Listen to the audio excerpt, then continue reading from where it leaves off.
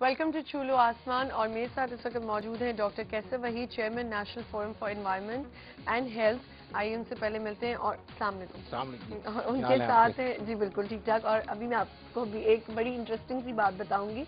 और उनके साथ बैठे हैं mister Haroon Qasim, he is CEO farm evo, a leading pharma company of Pakistan. अस्सलाम वालेकुम जी, क्या हाल है? अच्छा, आपको मैं क्या सबको ये इंटरेस्टिंग सी बात बताऊं कि जो डॉक्टर कैसर वहीद हैं, जो मेरी न्यूज़ वन का सबसे पहला लाइव शो था मेरा 1 साल पहले, तो ये मेरे सबसे पहले गेस्ट थे। थैंक यू जी, अच्छा आपने याद रखा। आज मुझे दौर में याद है था। ना। और आप भी मेरे शो में पहले आ चुके हैं।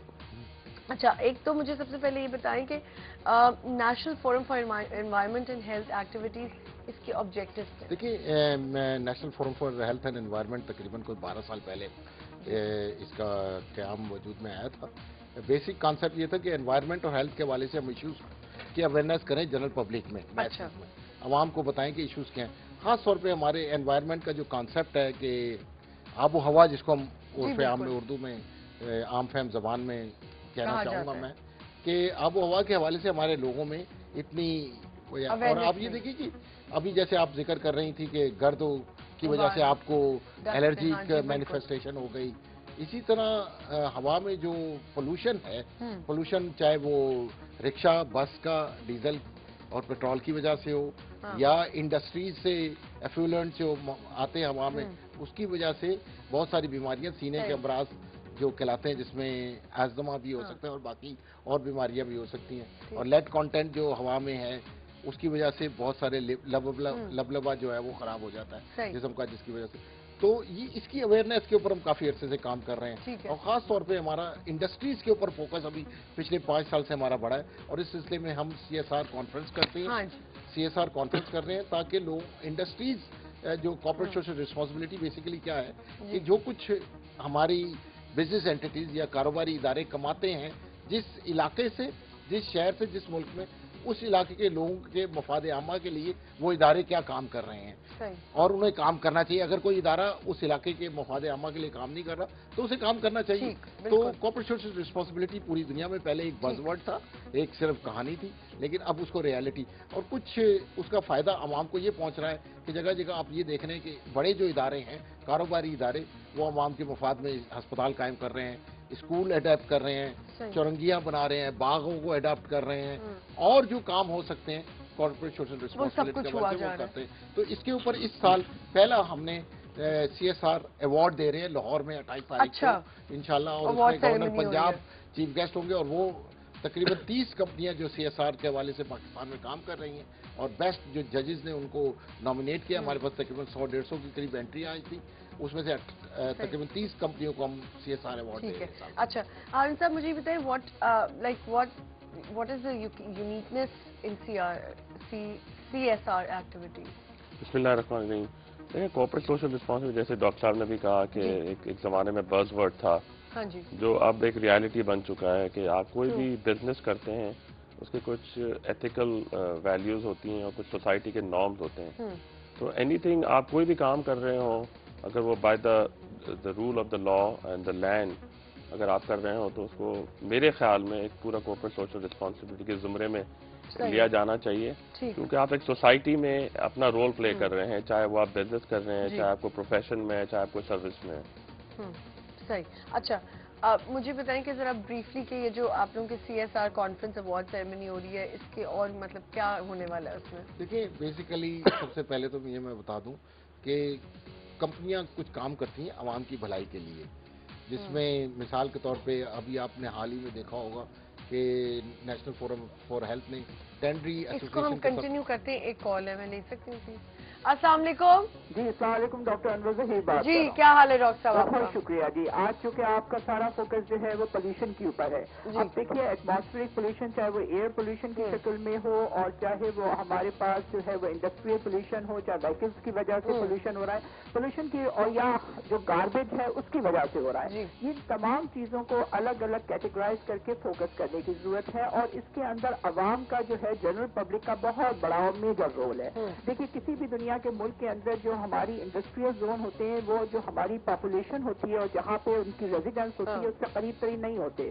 تو ہمارے ملک میں ہر جگہ کے اوپر آپ کو نظر آتا ہے. اور ایک جو چیز سب سے بڑی فوکس کی ہے کہ جو پانی نکلتا ہے جو انڈسٹریل کا وہ بہت ہی زیادہ مضر صحت ہوتا ہے. ابھی پچھلے دنوں میں کسی چینل کا نام نہیں لوں گا, بڑی رپورٹس ہوئی ہیں اس کے اوپر کہ وہاں پر ویجیٹیبلز جو ہیں وہ کلٹیویٹ کی جاتی ہیں. کیا کی جاتی ہیں ڈاکٹر صاحب؟ ویجیٹیبلز, سبزیاں.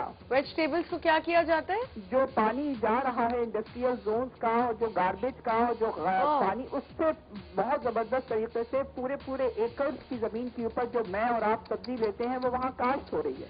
اور اس کی کاشت کے ذریعے جب اس کو اینالائز کیا گیا تو وہ مضر صحت پائی گئی جتنی بھی سبزیاں تھیں. تو آپ یہ دیکھیے کہ وہ پانی جو کہ انڈسٹریل ایریا سے نکلتا ہے اس کو تو الگ جگہ پہ بالکل جانا چاہیے, نہ تو وہ سی میں جانا چاہیے اور نہ وہ کسی دوسری جگہ, کیونکہ سی شور کے اوپر بھی لوگ جاتے ہیں اپنے مختلف امیوزمنٹ کے لیے. تو یہ وہ چیزیں ہیں جن کو باقاعدہ, اور آخر میں ایک بات اور کنکلوڈ کروں کہ انوائرمنٹل پولوشن کو جو ہے وہ اسکول کی سطح کے اوپر جو ہے وہ پڑھانا چاہیے, پھر کالج لیول پر, یونیورسٹی لیول پر, تاکہ لوگوں میں شعور ہو کہ کیا چیز ہے انوائرمنٹل پولوشن. ٹھیک ہے, تھینک یو ڈاکٹر صاحب, بہت شکریہ. جی بڑی اچھی ڈاکٹر صاحبہ نے بات کی کہ ہمارا جو نیشنل فورم کا قیام کا مقصد ہی ایک یہ تھا اویئرنیس کریٹ کرنا, اور خاص طور پہ جیسے میں نے ابھی پہلے بتایا کہ ہمارا فوکس اب چینج ہو رہا ہے کہ ہم انڈسٹریز کو انوالو کریں, اور اسی سلسلے میں یہ CSR ایوارڈ ہم منعقد کر رہے ہیں جن انڈسٹریز نے پچھلے سالوں میں کافی کام کیا ہے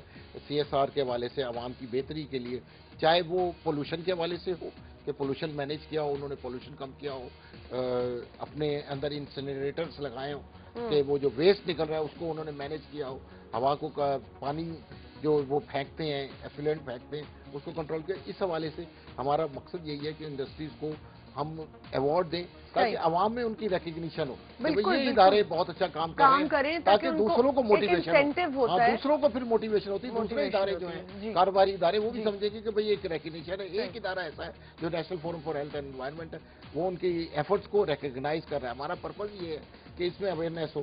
ہم یہ جو ڈاکٹر صاحبہ نے ایک اور بات کی میں بتاؤں,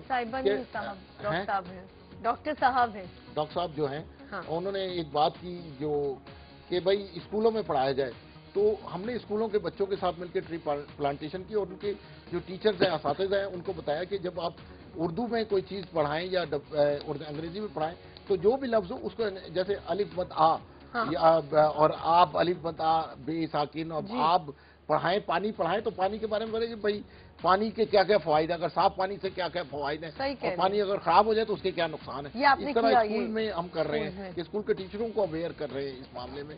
ہمارا مین مقصد یہی اویئرنیس کریٹ کرنا. ایک دفعہ آگاہی ہو جائے کسی بھی چیز کی تو پھر لوگ اس کے اوپر سمجھ کے امپلیمنٹیشن بھی کرتے ہیں. اگر کسی کو کچھ پتا نہ ہو تو پھر اس کو قصوروار ہم نہیں ٹھہراتے. صحیح. اچھا مجھے یہ بتائیں صاحب کہ are you satisfied performance of corporate sector in CSR؟ دیکھیں سیٹسفیکشن کا لیول تو کبھی بھی انسان کا نہیں آتا ہے. جیسے بھی ڈاکٹر صاحب نے کہا کہ پچھلے دنوں باقاعدہ ایک بہت بڑا یہ نیوز آئٹم بنا تھا کہ انہیلدی واٹر کے ساتھ آپ ویجیٹیبل کو کاشتکاری کر رہے ہیں.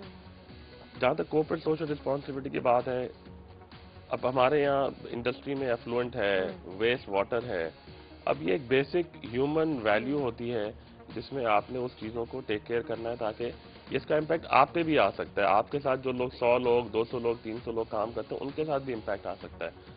تو کام کرنے کو تو بہت ہے ابھی یہاں پہ. جس طرح آپ کی انڈسٹری کا ایکسپینشن ہو رہا ہے, کوپریٹ جس طرح سے بڑھ رہی ہیں, بہت کام ہے ابھی تو. اور جس طرح ڈاکٹر صاحب نے کہا کہ ہمارے یہاں انفارچونیٹلی انڈسٹریل سٹیز بھی نہیں بن پا رہی ہیں, انڈسٹریل سیکٹر بھی نہیں بن پا رہے. ہر آدمی انٹرپرینور انویسٹر بھی کہتا ہے کہ میں اپنے گھر کے برابر میں فیکٹری لگا لوں. بالکل, یہ پوری دنیا میں کہیں بھی نہیں ہوتا. ایک انڈسٹری کا نارم ہوتا ہے, آپ چائنا چلے جائیں, آپ انڈیا چلے جائیں, آپ یورپ چلے جائیں, ویسٹ میں کہیں بھی چلے جائیں, کہ ریزیڈینشل اور انڈسٹری میں ایک فاصلہ ہوتا ہے. فاصلہ ہونا چاہیے, کم از کم 1-1.5 گھنٹے کا فاصلہ ہوتا ہے کہ انسان ٹریول کرتا ہے, اس کے ایفلوئنٹس ہوتے ہیں, بہت ساری چیز. یہی رولز رہے ہیں. آپ دیکھیں انڈسٹریز جو ہیں ہماری یہاں پہ بھی ذرا دور کی طرف ہیں. یہاں پہ آپ دیکھا جائے اگر آپ ہاکسبے وغیرہ کی طرف ہیں, اور اب یہ ہو گیا ہے کہ لوگوں نے وہی بات ہے کہ وہ آپ نے جو کہا کہ کورنگی آپ دیکھ لیں، بالکل Korangi industrial area residential area کے بالکل پاس آ چکا ہے. بالکل ٹرو. سائٹ اگر آپ دیکھ لیں تو بالکل اورنگی کے ساتھ اور نارتھ نازم آباد کے ساتھ بالکل لگ چکا ہے. تو اب آپ کو سٹی جو پلان ہوتے ہیں اسی طرح سے پلان ہوتے ہیں کہ آپ انڈسٹری کو اور اپنے سٹیز کو جو ریزیڈینشیل ایریا ہے اس کو دور کرتے ہیں.